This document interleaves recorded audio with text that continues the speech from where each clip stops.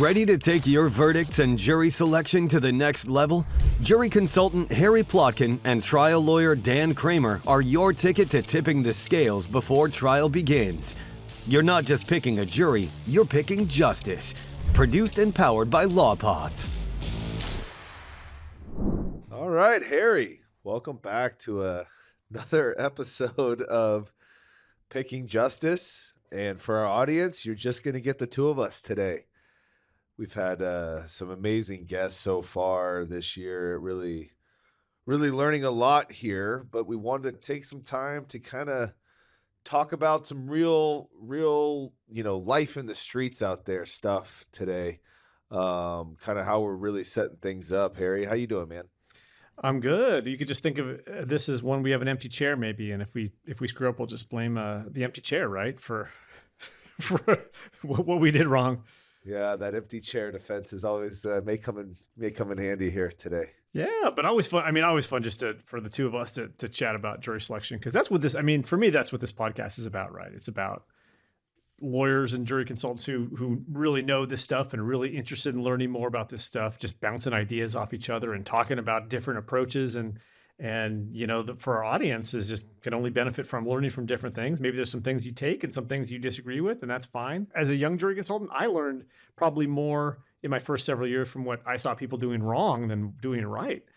And that's how you generate ideas. You're like, why is this lawyer asking this question? Shouldn't he be asking it this opposite way? And so you're welcome if we give you some bad ideas, is what I'm saying. One thought I had when we were starting to do this and kind of put this whole podcast together was, are we going to run out of shit to talk about? Is it like, it's just jury selection, there's only so many ways to do it, but I'm actually finding quite the opposite of interviewing, not interviewing, but just having conversations with all these fabulous trial lawyers throughout the country is that we're kind of just scratching the surface on where people go, what they're seeing. I mean, what's the best thing is that, you and we've had Claire on now, your wife, is that, you guys are seeing so many different styles out there, but even just talking to these trial lawyers who the ways that they've kind of reinvented themselves and simplified and done things and it's more complex or not, and the way they're mentally preparing for jury selection, it really is. I mean, there's just so many different places we can go, and I'm excited to go there. Yeah, I mean, there's probably 200 right ways to pick a jury and 2 million wrong ways. So we could have 2 million episodes talking about all the mistakes that we see made. Exactly. Because as long as lawyers are making mistakes in jury selection, which is fine, there's always gonna be something to talk about, right? Yeah. And we all do make mistakes, even the best of us, the best of them out there are making mistakes. Yeah. My goal is, and it's true, is that every time I look back maybe 5 years at the stuff I was doing and the advice I was giving, not that it was necessarily bad advice, but I want to look back every 5 years and be like, what the hell was I doing? That was crap. Like compared to what I'm doing now. Now, it was still good. It worked, but if you could just keep getting better and better and looking back and saying like, man, the way I used to do it was effective. I was getting verdicts, but man, I could have done it so much better. That's just growth and learning and progress, man. Well, I also think, that's a good point. I mean, I think society changes though. And I think it's changing quicker. I mean, what do you think about in terms of jury selection, from how people consume information to the news to what's going on, topically, like, it changes. Just like we've talked a few times about comedians and how the art of comedy is really truly one of the hardest, most difficult art forms for a human being to do, because you have to make people laugh. Pressure's all on you. You have no instrument, no backup singers. You're not reading a script, so to speak. You're reacting to what the audience gives you or what they think is funny. And audiences change, comedy changes, and so I imagine how we talk to jurors is going to change, as especially when you're kind of the world we're starting to go into with AI and consumption of media and all that. Right. I mean, it used to be not that long ago that you would face a room as a plaintiff lawyer and the jury would be pretty hostile, right? And now, after COVID, there's a bunch of reasons why. It's like you get in there and there's not that much hostility. You got to work hard to find those few jurors who sort of are hostile, but they don't necessarily present themselves as much as they used to in these big groups and everything. So times change, and it could go the other way at some point. Who knows? But you got to just be ready for everything, right? That's a really good point. Is that even in my career, I think I've been practicing for 14 years now, kind of that middle spot, not super long, but even in my time picking a jury, I tried my first case 11 months out of law school, and it has changed. The hostility that's a good point. It really has kind of, you notice, changed in the jurors' minds. And I think that kind of goes with a big theme you and I constantly talk about, is why it's not, now it feels like, at least not always, the goal to get a ton of cause challenges. And I think that has a lot to do with that juror mindset on the type of cases that we're trying as plaintiff lawyers. And I think one thing that's changed that I think I'm excited to talk to you about today is it changes how difficult it is in getting those bad jurors, if they feel like now they're maybe a little bit in the minority, to express those negative, views and values for your case. It's tough to get a room full of people to say like, hey, who here feels bad for the schools that are, being accused of, letting a teacher get away with sexual abuse of students. I mean, it's like, you can't just be like, hey, who's a racist on this jury? Raise your hand. Who's kind of for the side of the molester as opposed to the kid? I mean, it's hard you can't ask that. You're not going to get anything. It might have been, but 10 years ago, it was probably a little bit easier to kind of get at those things. And now you got to kind of work, harder to do it. So that's what I think I want to talk with you about today, is like, how do you get that out of them and still make them feel comfortable? Because no juror will ever admit something that they think is going to be controversial or they're going to get judged about. You have to really work harder to, how do I phrase this in a way that they feel like they're saying something that's not unpopular, or they're going to get, criticized or judged by everybody else in the room. Yeah. And so what I've kind of developed, through you and I working together, just kind of things that I just work well for me, is this sort of scaling and grouping is kind of the way I like to refer to it as. And what I mean by that is I'll take a concept and then use the jury rail, if I can, is kind of, use a scale. Like we've talked to Steve Artizarian, he puts a scale writing on a board, but I kind of just use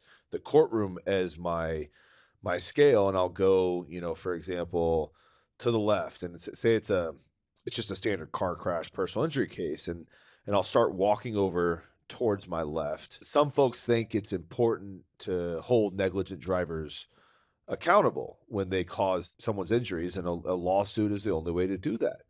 And I'll say some folks feel that way. And then I'll start walking over and I'll say others, and I'll go to the right, far to the right as far as I can. Others kind of feel that it's excessive or rubbed the wrong way for someone that filed a lawsuit like this. And then I'll kind of bring myself back to the middle in this neutral place and say, who's kind of leaning more towards this group that thinks that these lawsuits are excessive? Who just leans even a little bit this way? And then kind of get the hands raising, right? And obviously this is not a controversial topic like you're talking about. And we'll get there, because I do want to talk to you about kind of cases you try with, say you have an immigrant who came here, legal or not, but doesn't speak the language, has been here many years. You can use this same method that I've kind of been using for all this, because then you get the people to, like, where do you think you fall? Are you all the way over there towards the right, or are you kind of somewhere here? Like where are you? Are you 100% neutral on this area? And the neutral will be exactly in the middle of those. So I've started to develop that, kind of taking the questions that you've helped me draft or you've drafted for me on different topics, and then kind of making my own with this grouping and scaling, and then figure out kind of where people fall along those lines on the scale. So rather than, because it's a lot easier for someone to say, well, I'm somewhere on that spectrum, than they are like, I got to pick one or the other, two extremes, because sometimes one of the extremes sounds not so extreme and the other one does. Like who here cares about people, and who here thinks you should suck it up if you get hurt. Like, it's like, well, that sounds pretty extreme. But if you can give them a little bit of a spectrum, and they know, well, different people are at different spots on the spectrum. And that is really the key, one of the keys to getting jurors giving you honest answers and the feedback that you need to know, is to make them feel like you're not the only one who feels that way. There's it's a common feeling that you're expressing, right? And I've seen lawyers, and I've seen you, I think, sometimes they'll say, hey, like, my brother feels this way, my dad feels like, or whoever. Yeah. And, when you do that, they're like, okay, this guy's not going to judge me. He has loved ones that feels that way. And there's other people that feel that way. But if you make them feel like they're all alone and you're like the first one, So I love the idea of using like a spectrum. I like the spectrum a little more than kind of the numbers scale. 10 is, and this can be effective too. I mean, I've heard Mitnick do it, and it really does work, especially when you're short on time and you're just trying to get that. But, you say, where do you fall in terms of your 10 is very strong feelings against personal injury lawsuits. Like, can't stand them, never would award money. People should never sue no matter what. And a 0 is neutral. The only thing that I struggle with that one is again, people struggle to understand that 0 is neutral. And then if you're really trying to get a spectrum going, that like 10 is very against, a 7 is pretty strongly against, a 5 is against, and then a 1 is a little bit against. You haven't given the other side of the spectrum because the 0 is neutral. And I think if we're really trying to do a spectrum where on the left is almost jurors who are going to be biased against the defense, but I think there's ways to prehab that as well. But in the middle is that neutral. Then you've given them the safe space to be. It's okay to be on the right side here, with the other people who maybe have some feelings against these type of lawsuits, regardless what the evidence shows.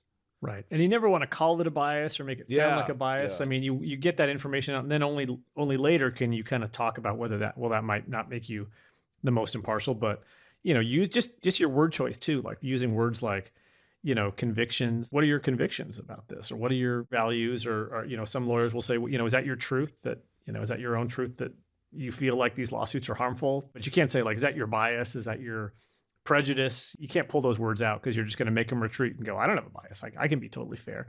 And what a lot of lawyers forget is that like, you never want to say the juror is the unfair one. It's always like, you flip it around. I always say, do you feel like the law is unfair? Because in their minds, that's what they're thinking. Like, I'm fair. Like a tort reform juror is like, I'm fair. The law is not fair.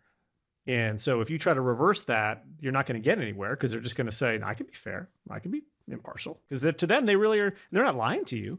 Somebody who thinks that any verdict over $1 million is totally unfair is going to tell you, I can be totally fair when it comes to damages. And they would pass a lie detector test because in their minds, that is fair. So you have to flip that around and say, what are your feelings? Do you feel like any of these concepts are kind of unfair or unnecessary or ridiculous, or these verdicts are excessive? You got to use those negative words about your case as opposed to about the juror's conviction. When you use words like conviction, it's really hard then for the juror to back off of that when they've said, yeah, those are my convictions. When you're trying to get them, then take that next step and say, now if the law is at odds with your convictions, I mean, like most people, you're going to probably side with your convictions, right? And, it's not just a little feeling that they have. So let me ask you then. So if you're using the spectrum thing and someone says, yeah, I just think that these lawsuits are excessive, rubbed the wrong way. And again, these are early on, just trying to kind of see where people fall on the scale. Like, I think you got to keep going different places before you really get to that, like ultimately where maybe you're trying to establish some cause here.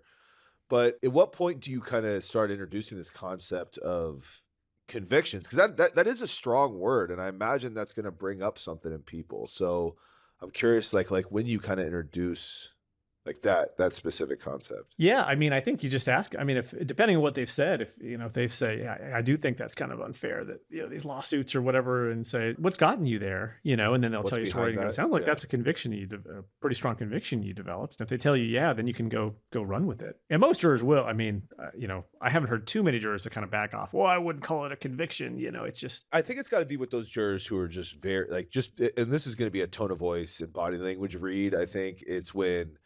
You could just tell they're just like so annoyed to be here. I think then if you lock them in on that, like that conviction is a very strong, it seems like there's this pretty strong, you feel pretty strongly about this. I think that's like where you get them, pretty locked in. Oh yeah. And I think even if they haven't said it, you can say, hey, I'm asking you this. I appreciate you being, brutally honest, because it wouldn't be fair for me or us or the court to ask you to enforce anything that is like in conflict with your convictions. That wouldn't be right. And that would be tough. I mean, is that kind of how you're feeling right now? And if they kind of go along with it, then they're kind of telling you it's a conviction. So it doesn't necessarily have to come from their mouth to say convictions, but but my point is more that there's nothing negative about having a conviction. Those are your ethics, as opposed to saying like, is that bias something that you feel? They go, well, I don't have a bias, So, use good, strong, positive words to describe how they're feeling, and then just show them that, and use other non-judgmental words to show them that, hey, that means maybe you can't be fair in this case because you feel like the law is unfair. And so, like, for example, when I go take it from somebody expressing a conviction that we know is kind of at odds with the law, then I use the words, rather than say, would you be unable to be fair? I'll go, would that being honest with that, make it an uphill battle for me to convince you to get you to enforce that law. I mean, and jurors, that's another concept that jurors have no problem telling you, especially the ones who kind of feel like I'm skeptical of your case. Like, yeah, you're facing an uphill battle. Because in their minds, they're not saying, I'm just going to not listen to you. They're just saying, yeah, good. I mean, yeah, good luck though. And I found that they love that phrase, like uphill battle. And then you can take that it's a lot easier then to start to get them for cause. And sometimes that's enough for most judges because, it's just like the starting line. If you're downhill and someone's uphill or whatever, that's not fair. So that's a good start. But just be really mindful of the words that lawyers use to get biased, because if the jurors feel like they're being judged even the slightest way, they're happy to judge the law, but in your case, but if they feel like they're being judged, they're going to back off, and then other jurors are not going to talk to you. Well, I mean, that's the whole point, right? Is giving them that safe area. And I think the spectrums give safe area because you're not putting them into a box that no one wants to be in. And there's many shades to it. There's many and that's why I kind of use the same scale. Like, I mean, even like if a driver admits fault, I may say, in this case, you heard that the driver admitted responsibility. And what that means is that when the attorneys looked at all the evidence and they looked at it and investigated, and they said, look, that we're going to have to accept that we are 100% negligent in this case. And some folks, and I'll probably go back to the right side because that's where I'm putting kind of the jurors I don't really want. And I'll say, some folks say that, look, they're, appreciative that people would admit fault and that it's the plaintiff that's not being reasonable. Mistakes happen. You shouldn't sue. They've admitted they're responsible. And it's the plaintiff who's causing everyone to be here. Others may think that, look, if someone drives negligently or carelessly, they're responsible for 100% of the harm, regardless of admitting fault or not, and they don't have issues with these lawsuits. So who kind of feels that, they admitted fault, we shouldn't be here? I mean, just kind of get that concept out there. It's not like a perfect spectrum, but it does kind of let you find out who's going to be pretty sympathetic to the defendant, I think. How do you deal with that, the kind of admission of fault? Yeah, I mean, I sometimes in a admitted liability case, yeah, I do think it's important to deal with it and say, does anyone here feel like because they have had to admit fault, that somehow means that they're being more honest or generous, reasonable? Probably that's the best word I would use.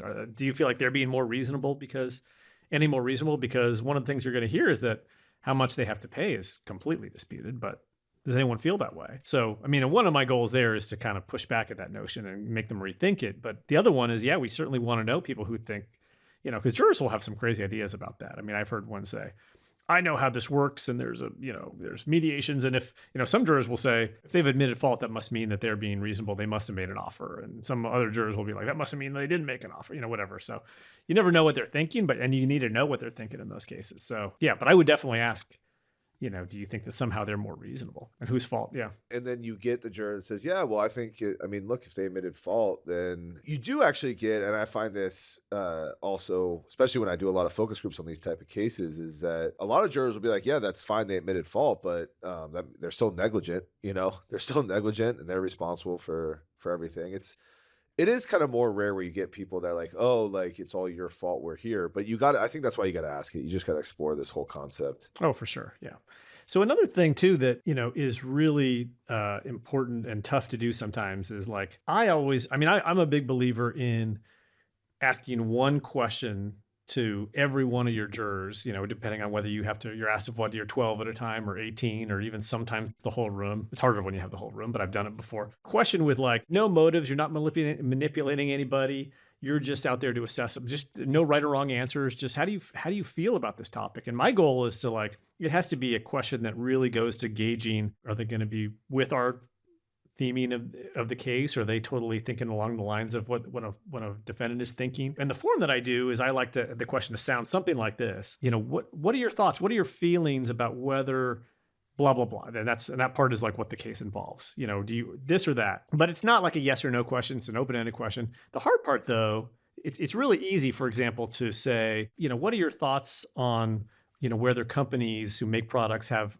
an obligation to learn something about the customer to figure out if the product they're selling is safe and right for them. Like that's kind of the one that we're kind of hoping for. The other half though it's really hard and really important to phrase it so that doesn't sound ridiculous. It's not like, of course, I'm not going to agree with that. It's not controversial. You got to make that other half of that question sound like it's reasonable to the people who feel like, and make them feel comfortable. Like, so, and one thing a mistake I've seen is that sometimes plaintiff lawyers will say, does anybody have a problem with, awarding damages? Does anyone have a problem with this or that? And like, when you say it that way, you're making it sound like, if you answer this question, you're kind of an idiot. So you got to make it, that's the hardest part. And I think it's something you're really great about, Dan, is how do you ask, essentially, does anyone kind of agree with what the defense is saying without making it sound unreasonable? And like, you're not judging them. And I think you're great about that. Every time I've been picking a jury with you, you do a great job of making them feel that way. Is there anything in how you ask that question that you think goes into making them feel comfortable admitting certain things like that? That's a good question. Let me give you an example. So, this is from the transcript of the first jury that we did together. Remember that? Oh man. And so what you said is, you said, let me switch gears and talk a little bit about property management, property owners, because this was a premises case. With the receipts. I did. All right. Some folks think that property owners should be responsible, make sure that every square foot of their property is kept safe. Others may think that's a little high burden. And what I need to find out is, does anyone think that's a little too high of a burden on a property manager? And so it could have been asked wrong, could have been like, do you think that property owners should be safe with their property or not? And like, nobody's going to say no, right? But you saying, making it sound almost like it's, should they have to make sure that every square foot is safe, or is that too high a burden? That's a great example of like, okay, either answer could be good. And we got jurors that said both things, right? But what was it that? Yeah, no, I mean, I think in premises cases, I've kind of been using that frequently, like all the time. I mean, because especially when you have a latent defect that they knew about or should have known about, or I mean, honestly, if there's a spill that they haven't cleaned in a while, it's like I think by saying, is that too high of a? It does, because you get the both sides there without even having to do the spectrum on that one, because you do. I mean, I think in that trial we had, it's like someone who did like risk management for Costco. That was the first person who answered that question was somebody who did Costco risk management. Exactly. Yeah. And she was like, well, you try to do the best you can. You can't have someone everywhere all at once. And, and I think for a lot of jurors, that sounded pretty reasonable. But then we had some other jurors who were like, well, look, it's your property. You got to make sure it's safe. I mean, at all times, you got to have systems in place that make sure that you're picking it up, you're cleaning it up, and all that. And so you kind of get, and I think with that question, we got like a whole debate going. I just kind of sat back and just like listened to them talk, about, whatever this concept was. But in premises cases, I think that question does kick off things fairly well. Yeah, and I'm looking through this. You also asked a juror who worked at a school. In your school, the school you worked at, how quick was the school to respond when there was hazards on the property? And then the next line is from the defense lawyer, objection, preconditioning. And that was overruled. But anyway, but anyway.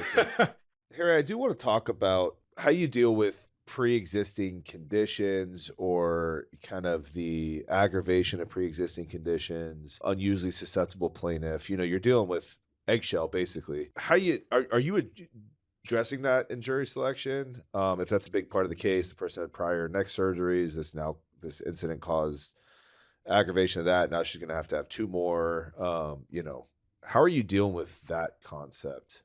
Yeah. Or do you bring it up? Yeah. I mean, if it's a big part of the case, for sure, right? Where we got to talk about, if somebody's already had a bad back and then they get in a crash or an injury and it gets worse or something like that. And some jurors, as you know, Dan, in focus groups or in voir dire, will sometimes tell you, well, I mean, they already had a bad back. How do we know it made it any worse or wasn't going to be just as bad? So yeah, if it's a big defense in the case, we gotta bring it up. But how you deal with it is like, it kind of depends, I guess, on how strong and obvious it is. If it's just like a stupid defense, we may just try to, almost like, I don't want to say precondition, but you almost want to say like, hey, I mean, one example I've used is to say, does anybody here, know anybody with a bad back or chronic pain or something like that? And some jurors will raise their hands, and then you'll say, if you were to get a call that said, hey, that person, hey, your cousin who the bad back was in a car crash, would you be like, oh, well, thank God, because they already have a bad back. So good. I'm not, I'd be way worried about somebody who didn't have a bad back. And they'll go, no, and so they'll tell you the opposite. Of course not. No, it could get way worse. I mean, they're more fragile and everything like that. But then you can kind of get into like, what are your feelings about whether someone already with some chronic pain or a bad back is more susceptible, or whether there's just less damage that can be done to their quality of life because they already had an injury. But it depends on, I guess, the case. Because Dan, we've had one before, right? Remember that where it was like asymptomatic issues that the plaintiff didn't know about, right? That changes it. So I've been thinking. Yeah, I've been thinking about this a lot and kind of testing it with some focus groups. Is the concept I'm kind of thinking about coming from is who's going to feel like it's unfair to the defendant to be sued or have a judgment for someone that already had issues or pre-existing issues. And I've been toying with asking kind of like, do you think it's unfair? Who here feels like it's a little unfair to the defendant to get sued for causing an injury if the same crash would not have hurt nearly as much to a 20-year-old football player versus someone who's older or more fragile? Does anyone feel it's a little unfair to the defense because their crash caused more damage? No, I think that's a perfect approach and the perfect way to ask it. And I think everyone should know that for jurors, it's like if it's a really small crash and like 5 or 10 miles an hour, just a little fender bender that they would expect people to walk away from, and you have an eggshell plaintiff who's like, that they're going to feel really a lot differently about that than an eggshell plaintiff who gets hurt in a pretty big crash. Because a big crash, they're like, jurors are thinking, pre-existing injury or not, like you should expect you could have hurt somebody in that. And as opposed to like a little tap. I should qualify. Yeah, but it is that scenario where someone would, a lot of people would walk away. Yeah, and then, but your client didn't. But if it's like some huge, head-on T-bone, 40 miles an hour or something like that, and major property damage, I'm going to be less concerned about asking about pre-existing conditions and is it unfair to the defendant because I know the jurors are going to look at this and go, man, that defendant had no right to think that like, no way I would have hurt somebody, right? But if it's it's like a little, tap or minimal property damage, then I'm going to be more concerned about that. Then I'll ask both about, 100%. Because it's like, I should have qualified that. I think this comes in that scenario. I think if anything in the big crash where it's obvious that someone's going to get hurt, I would stay away from this question completely, because you're going to find out through that question. Everyone's going to say like, of course it's way worse for the person who's older or has prior issues. In fact, like if anything, they're going to feel, much more sympathetic, and maybe they would anyway with this kind of question. I mean, you often get a lot of jurors, at least in my focus groups, and even in real jurors, it's just like, well, yeah, I mean, the person's older. They're going to deal with this a lot worse. They're not going to be able to handle this a lot, So like, so you may find out you're good jurors. So then I guess the question for you is this just a topic that is kind of best not even brought up in voir dire? I think you do. I think it depends on the issues. Like, so if you have a case where you have an injury to an older person that's diminished their quality of life, whether or not they've had pre-existing things, there are definitely some jurors, and you need to find out who are going to think.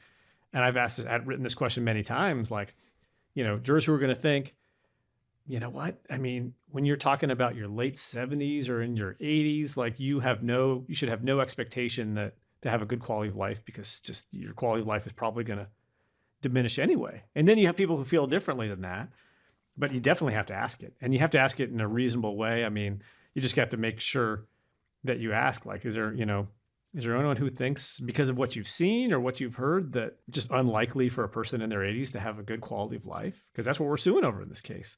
And jurors will tell you if you ask it in a polite, reasonable way, as opposed to anybody have a problem with giving damages to someone in their 80s. Like they're, okay, well, you're being kind of confrontational. But if you ask it in a nice way, and I've even had jurors, I've had injury cases and death cases of older plaintiffs where one question I've said is there anyone who feels like for yourselves, like, I'm kind of hoping that I don't live into my 80s, and usually they'll be like younger dudes in their 20s will sometimes say that, but you need to know that, because those people will not put any value on a quality of life. You wrote me some good stuff there for that when we've had older plaintiffs in our cases, and I think the way we did it, and again, this is me going back to kind of taking your questions and then grouping it, it's show of hands. How many people, and again, I'd use the jury box, how many of you are looking forward to retirement in some ways and kind of planning your golden years? Tell me about those plans.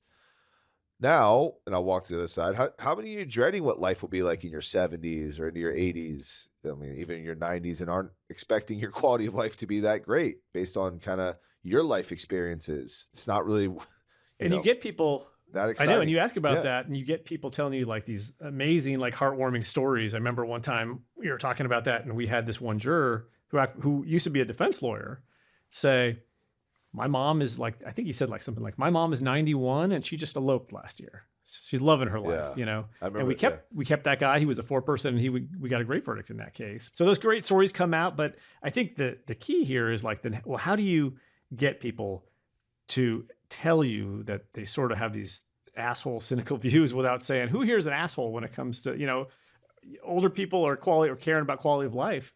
So you got to be really careful. Like, how do I ask them the right way? How do I phrase it the right way so they don't feel like I'm calling them an asshole, or they feel like they're being put on the spot? What I notice, and again, both real, like I do a lot of focus groups, but also in the real trials, I mean, you do kind of get that young versus old divide. And then you'll get a little bit of animosity. You'll have like some young kid in his early 20s or late teens be like, I don't like 80s. Like, I don't, that can't be worth millions of dollars if you're hurting your age. Like, I just like, they can't.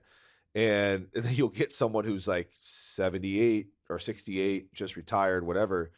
And they're like, whoa, hold on there. And like you get this kind of like age, like a little bit of, it's not ageism, but you get that kind Feelings of about age. Yeah. feelings about age that are obviously different based on life experiences. And the last thing you want to do is have the younger people shut down and then not talk to you about those feelings because they're worried of the elders, coming at them. So it is interesting getting them to talk about that in a way that they feel safe they can do it is important. And again, I think this is where you kind of can spectrum this a little bit. Exactly. Yeah. I think like, and so I feel like we've done a case where you kind of did a good spectrum on there of like, some people feel like if someone's going to get hurt, it's way worse to get hurt in your younger years than your older years, because in your older years, you have less quality of life and health issues to begin with. And some people feel like it's the other way around. It's actually worse to get hurt in your older years for whatever reason. And some people feel like they're equal value. And like, what are your feelings about it? And when you spectrum it that way, they're not saying something insulting. They're just like, and some people will tell you, I mean, it's not controversial to say, hey, I think the value of someone's quality of life in their 30s is worth way more than their 80s. Like, it's just, you just have a better quality of life then. And other people will tell you the other way and say, no, it's way worse. Like, you can deal with an injury in your 30s, but in your 80s, you just no way you can do it. It just destroys those golden years. So I would never ask that if my plaintiff was younger than 50, probably, or even 60. But I love that question because so many times you get the response from people who are a little older being like, you just don't bounce back as quick. And I think that bounce back as quick, or even ever bounce back, is a very important concept to understand, because your clients never bounce back or going to be back. And that being back, it's where they were back to is who they were before. And that deficit now of where they will never be back to, that's a terrible thing that you kind of lose hope a little bit, in that you'll never be that person again who you would have been in these golden years that they were like looking forward to so much, And I like the way the point you bring up about how, so you say, okay, who thinks what is your phrasing? I want to make sure I don't screw it up. Who thinks it's worse to be hurt in your younger years versus your older years? Well, is that how you're? I love the way that you do it. Just say some people feel like this and some people feel like that. Some people, yeah. And you can, if you want to kind of put in like a thing, some people feel like quality of life in your younger years is much more valuable than, your older years. And some people feel some people feel like it's way worse to be in. Yeah. So let's play that out. Some people feel that the quality of life is more valuable in your younger years versus your older years. So someone says, well, yeah, I mean, you're younger, your quality of life's going to be better. You get that response. Does that, in your mind as the jury consultant, does that mean that juror is probably not going to be a good juror necessarily?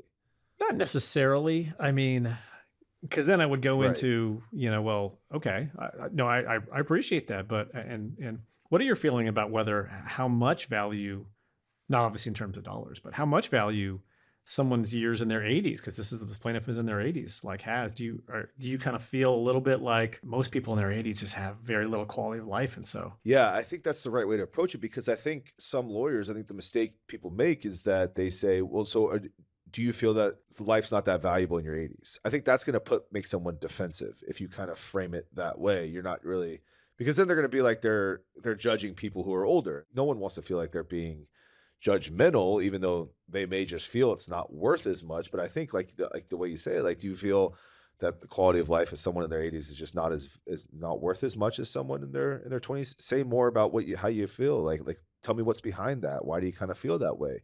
Does anyone else kind of feel a little different that, that's the most valuable time? And then I don't know, then I would get that kind of bounce back without putting anyone on the spot or making it sound like they're ageist and they're judging people who are older, I think is we handle it. But I see a ton of lawyers make the mistake of just saying, so you're saying it's not as valuable in the 80s, and then they try to go in for the kill on the cause. And I just think you've kind of alienated that person who I don't think you're going to get cause on that necessarily either. I think it'd be tough to get cause on nonetheless that one nonetheless concept. They tell you, I'm just telling you it does, it just doesn't have almost any value.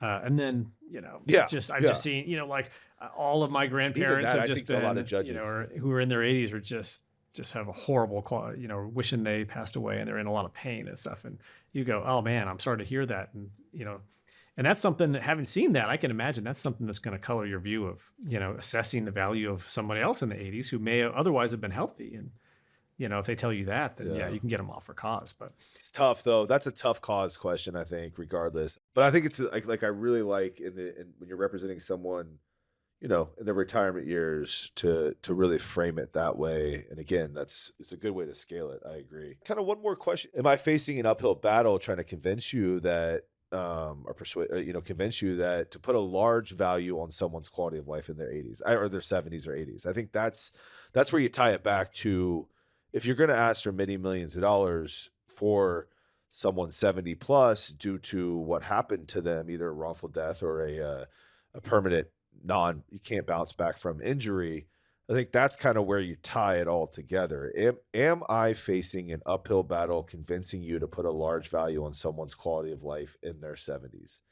I think I'm literally reading a question you gave me on this. I think that's how you kind of tie it all together. And then they say, yeah, I think you are. I think, I just think no matter what the evidence shows, I just couldn't put a large value on someone who's over 70, their quality of life. I just couldn't do it. I think then you're probably in a safer place to get cause. And then you're also, who else kind of feels the same way, that I just can't put a large value on someone who's hurt over 70 because they don't have much life to live, as sad as that sounds.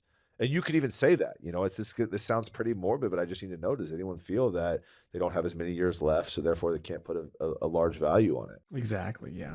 All right, so want to thank our sponsors again. The first one is Verdict Videos. Kelly Deutsch, if you don't know Kelly Deutsch and Verdict Videos, welcome to the Plaintiff Bar. I know that, for Dan and myself, we work a lot of the same cases.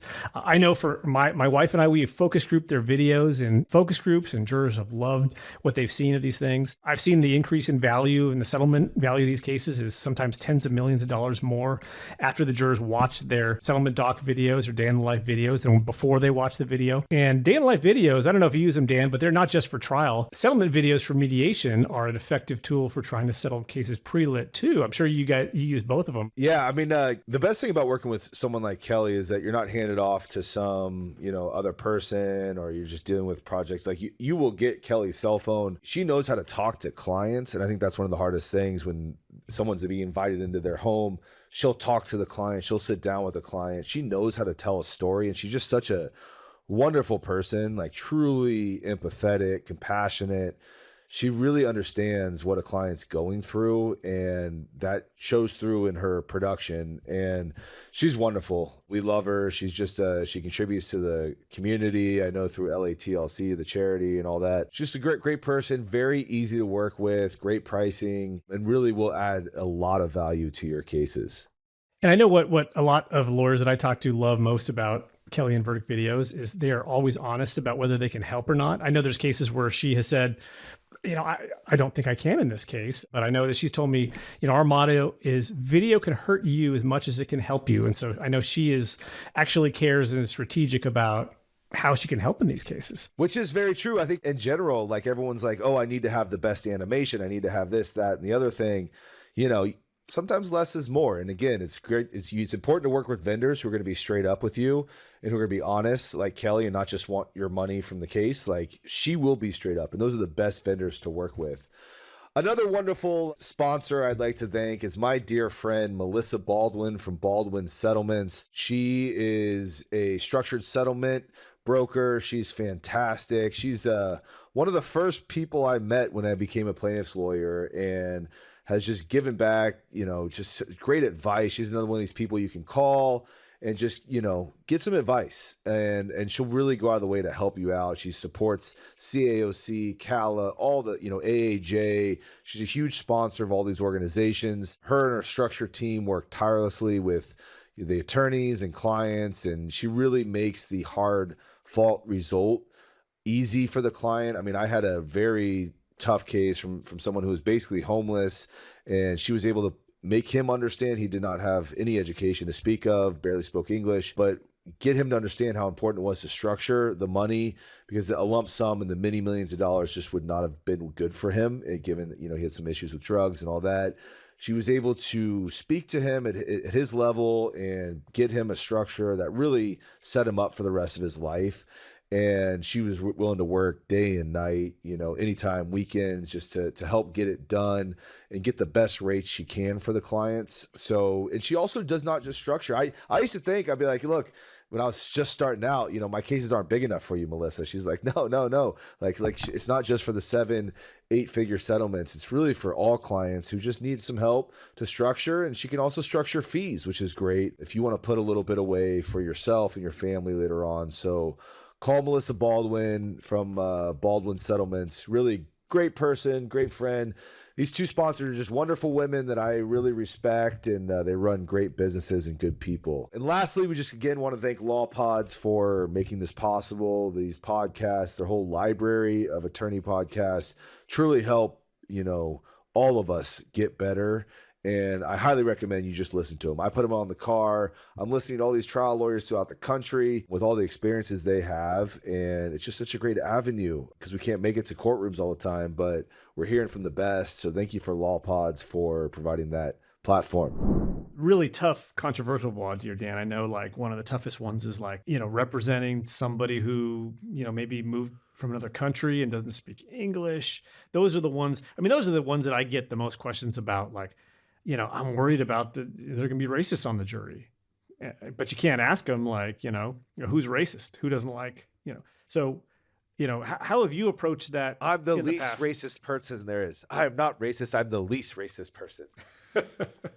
Would you keep that juror? That was a terrible. What if a juror's like, I have many friends from that country? I mean, are you keeping them for sure? Exactly. I can't name them, but I had a defendant. I just, a month or two ago, I had an employment wrongful termination case, race, national origin claims. One of the things the defendant says, I'm not racist. Most of my employees are from Mexico. And it's like, ignore how I was treating them. Would you keep somebody who's like, of course I'm not racist. I hire plenty of Mexicans from, and pay them less than minimum wage.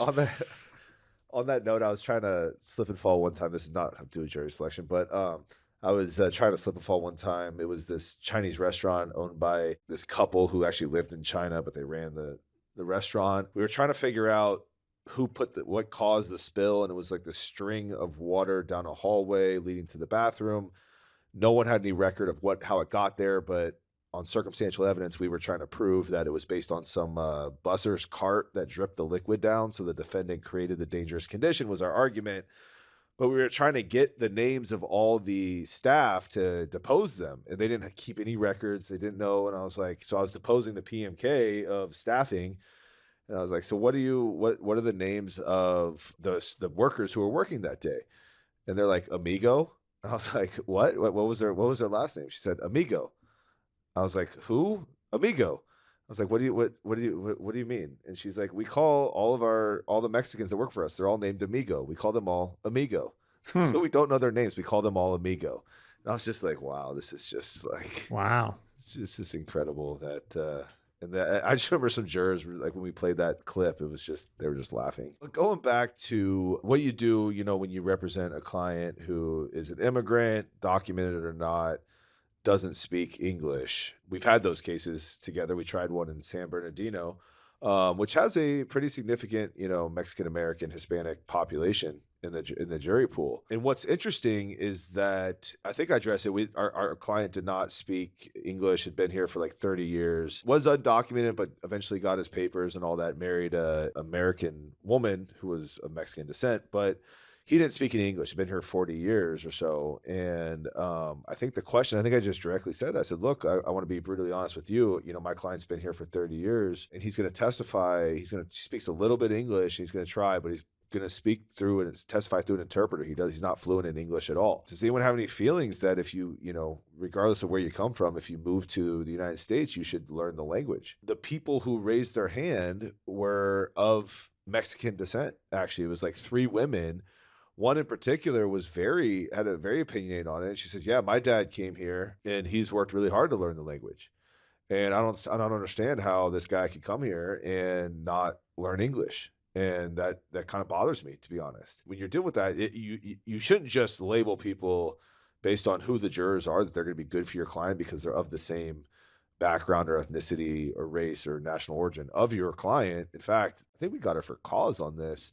Because she was very opinionated. I think she would have, judged our guy very harshly, even though her dad was probably very similar to our client. But the thing that's going to bother her is that her dad worked hard to learn English and my client didn't. But it's definitely something I bring up when they're going to especially testify through an interpreter. What are your thoughts? It's tough because you can't necessarily hit it head on in terms of, is anyone biased against my client because he's from Mexico. So you have to approach it a different way and talk about, not necessarily about the client, but do you feel like, sometimes I've asked, do you feel like if you're going to use our justice system here in America, you should speak English and you shouldn't be using the system if you can't speak English, or if you're a citizen, you should be. Sometimes it's like, I remember one time a couple of years ago, we had I believe it was a Persian plaintiff in a case. And there's in Los Angeles, at least, there's some people who just are distrustful. And so I think we made it not about the plaintiff, but just generally about the culture and everything. And we talked about, this idea that, if you heard an accusation that an American-born citizen was exaggerating an injury, you might think, maybe so, maybe not, depends on the facts, but if somebody from another country was accused of exaggeration, some people might think, now that seems more likely true. How do you kind of feel about that? And so you're not asking them to pass judgment on this person. I think it's a mistake to try to say, who thinks that my client is a liar? Because nobody's going to say that. But just kind of say, do you feel like, in this case, it's like, do you feel like some different cultures have different cultural standards when it comes to things like honesty and, business dealings and things like that? And you can explore that. And so jurors, then they kind of hide behind this. It becomes like more of a philosophical thing. So someone who sort of is racist against your client is going to say, yeah, I have noticed that other cultures are just, just a little different in America. And maybe stretching the truth is like less important there and it's just more normal there. And that's just, I'm not judging, but that's the way it is. That's what I understand. And so that's one way to get at it, but you kind of have to get at it from a little weird angle, and you got to give the juror, what's the word I'm looking for? You got to make them feel sheltered from like, I'm not passing judgment, even though they are, but where they give them a little bit of a plausible deniability when it comes to actually saying something that's prejudicial. Yeah. I mean, it's gotta be creative though, right? Yeah.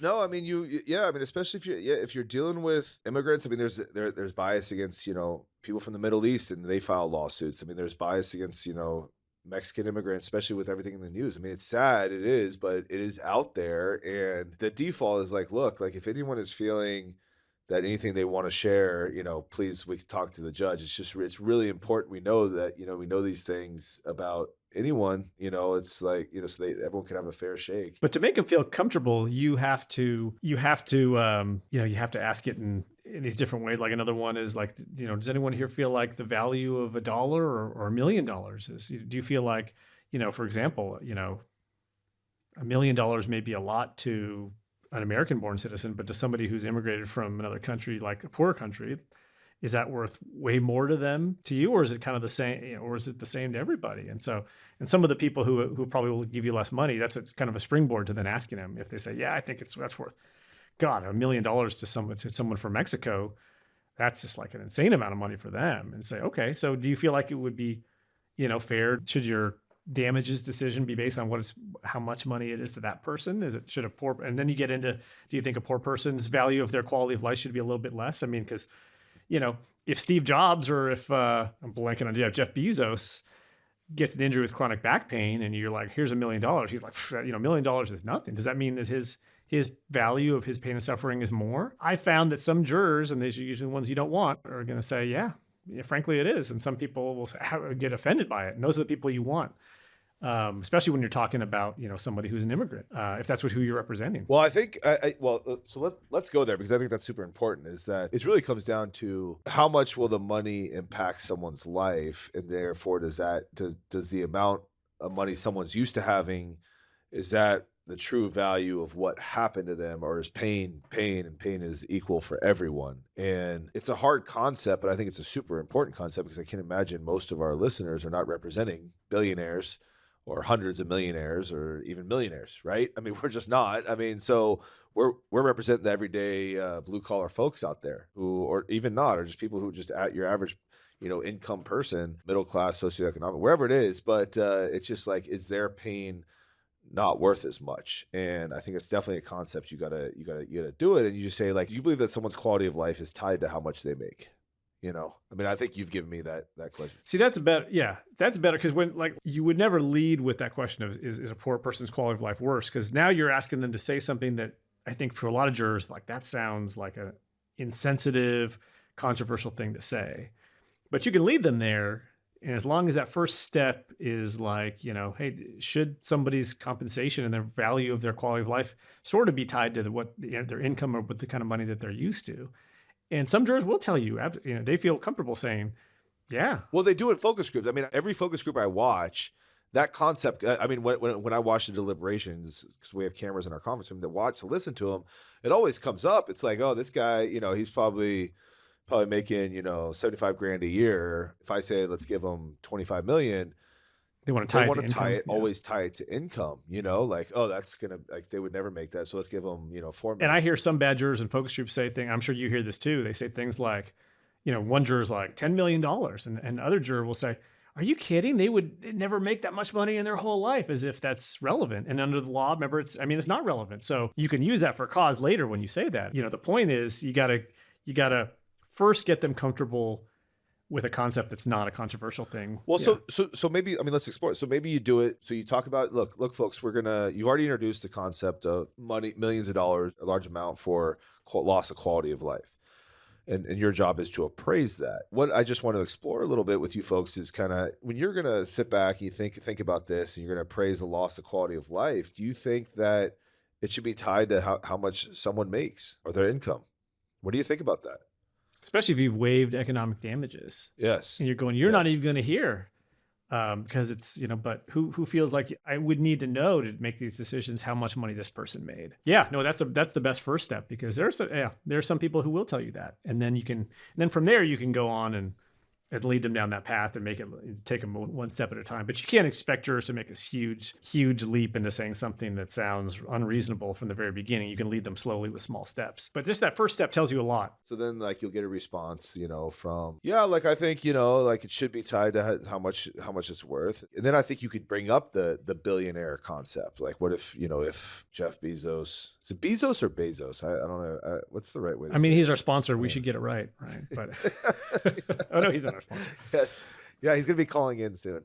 But Jeff Bezos, do you think that if he hurts his back, he's going to have permanent pain? Do you think it should be tied to how much how much he's worth, his net worth? Right. And some jurors will tell you, yeah, frankly, I've had some tell you that, yeah, if somebody makes a lot of money, their compensation should be higher than, because they're worth, that's, society has valued them more or something. That's what income is. I've heard people say these things. So, but I do find ultimately that once you've done this, you get a lot of people who just say, like, no, not at all. And then you start to get people that just, like, really understand, like, rooting for the little guy and all that. But I think it's a super important concept, because then in closing, you bring up, we all talked about this, the value of this stuff is not, you can't consider the wealth or poverty of the parties. They do this on purpose, because you're supposed to evaluate people for that they're human beings, and it's not supposed to be tied just because they maybe made minimum wage or didn't have a job, that doesn't mean that their quality of life is worth any less than a billionaire's. I have a slide that I use sometimes in my closing where I'll put up pictures of these billionaires and say the law, and then I'll put up the jury instruction that says you cannot consider the wealth or poverty of parties, and then flash back to the billionaire and just then put up a picture of my client, and that they're all in level playing field, right? That it's all valuable, right? And it's all you can't differentiate or tie it to how much they make. And then I think at that point, you're not going to, or you shouldn't. And then I'll say, if a juror goes back in the deliberation room and says, well, this is more money than he make in his whole life or he's ever made or anything like that, or says anything tied to what they made, that is against the rules. And you have to tell the judge, like, hey, like this is something that someone's considering that they're not allowed to consider. And then you kind of wipe that whole argument that we hear in these focus groups. And I think you wipe it away, and definitely, I think empowers them. Oh, for sure. Yeah. I like what you said there, because I think from what I see, not enough attorneys tell the jurors, give them kind of some instructions on what to do, but telling them, hey, if you hear somebody back there use one of these arguments and that's not allowed, you need to, that's really important, I think, because now you're saying, now you're at least letting any jurors that kind of sneak through the cracks know, like, I can't bring that up. Which is super important. But yeah, it's, having these conversations with jurors about these controversial topics, or you just got to be creative and you got to work really hard. Like, okay, I'm worried about a juror who's going to have this view that basically is a cynical, mean-spirited, view, but how do I dress it up so it doesn't sound so mean, yes. Right? No, I think that's the theme of the day. It's to not get people on the defensive, to make them feel safe. And what the ways you do it, just to recap a little bit, is doing this like 2-group spectrum idea, and then who leans a little bit in this way or not, and then who feels that doing this is unfair to the defense or maybe too high of a burden. And just when you introduce these concepts, I think you're giving the jurors who you don't want on your panel, you give them a safe area to play, and that means that they're talking to you. And then once you get a few of them talking, then who else agrees, you get all them talking, and then that's kind of really opens up and it really is gonna, I don't know if expose is the right word, but you're gonna find out the jurors you don't want on your case. Right. I'll give you an example. Like, so I was picking a jury earlier this year where the judge gave us 30 minutes of voir dire to voir dire all 32 people in the room. And my view, like I said, is like, I told the attorney, I'm like, all right, here's the one question, open-ended question that I want you to ask each one of those people. And I don't care if it takes you 20 minutes of our time to do it, And he did it, and it took 20 something minutes, and we only had time for a couple other damage questions, but we got a great jury. And I felt like at the end of that 30 minutes, I was like, man, I feel like I have a good read on every one of these people. And so it was an age disability discrimination employment case where an older employee got hurt on the job and, needed a medical leave, and they laid her off and everything like that. But anyway, my question was, what are your feelings about, whether it seems fair or unfair for a company to take an employee's age or injury history into consideration when assessing their productivity or their value? I could have asked it, who here feels like it's okay to dump an old employee, or fire somebody who gets old or hurt? It's kind of the same question, but you're not going to get anyone answering that way. So it's just like a philosophical, I'm not saying like, is it okay to fire them? I'm just saying, is it okay to take that into account when assessing their value and productivity? And we got a lot of answers from people. Yeah, I think it's something that's, and some people would say, absolutely not. Employees have rights, and just not their fault if they get hurt, and they should, it doesn't make them less valuable, as long as if they get time to heal up. And then other people were like, telling us the other thing. My story is, you really got to clean up that bad answer and make it palatable where you still know what they're telling you, right? But you got to make it, you got to absolutely 100%. If you say it even in a way that sounds a little like, you're making this this juror sound like a dick, you're just not going to get honest answers. So you got to take great pains with at least that one question to clean it up. Clean it up. I like it, Harry. On that note, man, it's great. It's great catching up, just the two of us here. We didn't even have to blame the empty chair. Yeah, exactly. No, man, this is it's great as always. We've had some excellent guests, and we got some great ones coming up. Gary Dordick, Nick and Courtney Rowley, Arsh Hamanpour, Joe Freed, Bob Simon, more and more. The list just keeps going on. Natalie Weatherford, very excited. Thank you to our sponsors. Thank you to Law Pods for making this all possible, making it so easy for us, really producing amazing quality stuff and podcasts. Check out their other podcasts. I listen to them all the time. Excellent way to educate when you're driving, and hopefully we're all helping you here to pick your own better juries. And if you have any topics you want us to discuss or any guests who should come on, just email us and let us know. All our information is available. So thank you, Harry. I'll see you on the next one, man. Absolutely, man. Looking forward to it. If you're enjoying the podcast, the best compliment you can give us is sharing it with a colleague who would find it valuable. For all the best clips from the podcast, follow us on social media. You can find those links in the show notes. Have a jury selection story to share? Email us at podcast@pickingjustice.com, and we may address it in a future episode. Until next time, remember, you're not just picking a jury, you're picking justice. Produced and powered by Law Pods.